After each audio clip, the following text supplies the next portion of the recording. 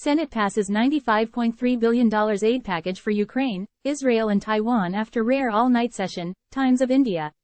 Washington. The Senate early Tuesday passed a $95.3 billion aid package for Ukraine, Israel and Taiwan, pushing ahead after months of difficult negotiations and amid growing political divisions in the Republican Party over the role of the United States abroad.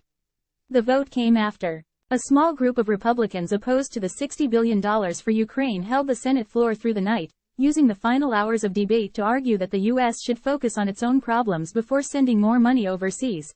But more than a dozen Republicans voted with almost all Democrats to pass the package 70-29, with supporters arguing that abandoning Ukraine could embolden Russian President Vladimir Putin and threaten national security across the globe.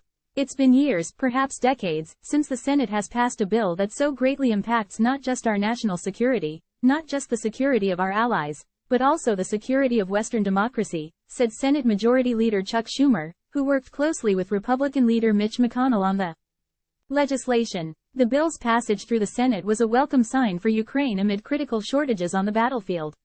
Yet the package faces a deeply uncertain future in the House, where hardline Republicans aligned with former President Donald Trump, the front-runner for the GOP presidential nomination, and a critic of support for Ukraine, oppose the legislation.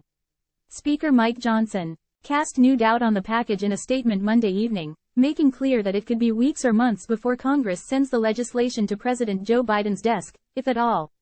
Still, the vote was a win for both Senate leaders. McConnell has made Ukraine his top priority in recent months, and was resolute in the face of considerable pushback from his own GOP conference. Speaking directly to his detractors in a floor speech on Sunday, McConnell said that the eyes of the world were on the U.S. Senate. Will we give those who wish us harm more reason to question our resolve, or will we recommit to exercising American strength? McConnell asked. Dollars provided by the legislation would purchase U.S.-made defense equipment, including munitions and air defense systems that authorities say are desperately needed as Russia batters the country. It also includes $8 billion for the government in Kyiv and other assistance. In addition, the legislation would provide $14 billion for Israel's war with Hamas, $8 billion for Taiwan and partners in the Indo-Pacific to counter China, and $9.2 billion in humanitarian assistance for Gaza. The bill's passage followed almost 5 months of tortuous negotiations over an expansive bill that would have paired the foreign aid with an overhaul of border and asylum policies. Republicans demanded the trade-off, saying the surge of migration into the United States had to be addressed alongside the security of allies. But a bipartisan deal on border security struck by Republican Senator James Lankford fell apart just days after its unveiling, a head-spinning development that left negotiators deeply frustrated. Republicans declared the bill insufficient and blocked it on the Senate floor. After the border bill collapsed, the two leaders abandoned the border provisions and pushed forward with passing the foreign aid package alone, as Democrats had originally intended. While the slimmed-down foreign aid bill eventually won enough Republican support to pass, several GOP senators who had previously expressed support for Ukraine voted against it. The episode further exposed divisions in the party, made more public as Trump dug in, and a handful of lawmakers openly called for McConnell to step down.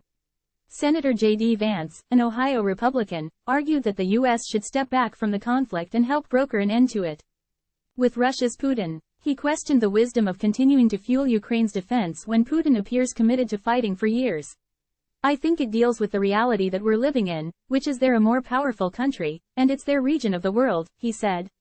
Vance, along with Kentucky Senator Rand Paul and other opponents, spent several hours on the floor railing against the aid and complaining about Senate process. They dug in their heels to delay a final vote, speaking on the floor until daybreak. Supporters of the aid pushed back, warning that bowing to Russia would be a historic mistake with devastating consequences. In an unusually raw back and forth, GOP senators who support the aid challenged some of the opponents directly on the floor. North Carolina. Senator Tom Tillis angrily rebutted some of their arguments, noting that the money would only help Ukraine for less than a year and that much of it would go to replenishing U.S. military stocks. Why am I so focused on this vote? Tillis said. Because I don't want to be on the pages of history that we will regret if we walk away. You will see the alliance that is supporting Ukraine crumble. You will ultimately see China become emboldened. And I am not going to be on that page of history. Senator Jerry Moran, Archon, became emotional as he talked about the drudgery of the Senate and spending time away from his family to get little done. But every so often there are issues that come before us that seem to be the ones that explain why we are here, he said, his voice cracking. Moran conceded that the cost of the package was heavy for him, but pointed out that if Putin were to attack a NATO member in Europe, the US would be bound by treaty to become directly involved in the conflict, a commitment that Trump has called into question as he seeks another term in the White House. At a rally Saturday, Trump said that he had once told a NATO ally he would encourage Russia to do whatever the hell they want to members that are delinquent in their financial and military commitments to the alliance. The former president has led his party away from the foreign policy doctrines of aggressive American involvement overseas and toward an America First isolationism. Evoking the slogan, Moran said, "I believe in America First, but unfortunately America First means we have to engage in the world." While the vast majority of House Republicans have opposed the aid and are unlikely to cross Trump, a handful of GOP lawmakers have signaled they will push to get it passed. House Intelligence Committee Chairman Mike Turner, R. Ohio, traveled to Ukraine last week with a bipartisan delegation and met with Ukrainian President Volodymyr Zelensky. Turner posted on X, formerly Twitter, after the trip that, "I reiterated America's commitment to support Ukraine in its fight against Russia. But Speaker Johnson is in a tough position.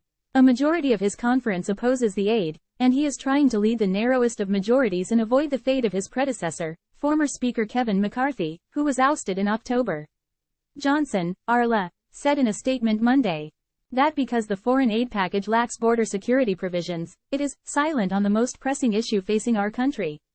It was the latest, and potentially most consequential, sign of opposition to the Ukraine aid from House GOP leadership, who had rejected the bipartisan border plan as a non-starter, contributing to its rapid demise. Now, in the absence of having received any single border policy change from the Senate, the House will have to continue to work its own will on these important matters, Johnson said. America deserves better than the Senate's status quo. Representative Abigail Spanberger, a Virginia Democrat, traveled to Kyiv last week with Turner and other House members. She said the trip underscored to her how Ukraine is still in a fight for its very existence. As the group traveled through Kyiv in armored vehicles, she said, they witnessed signs of an active war, from sandbagged shelters to burned-out cars and memorials to those killed. During the meeting with Zelensky, she said the U.S. lawmakers tried to offer assurances that the American people still stand with his country. He was clear that our continued support is critical to their ability to win the war, Spanberger said. It's critical to their own freedom. And importantly, it's critical to U.S. national security interests.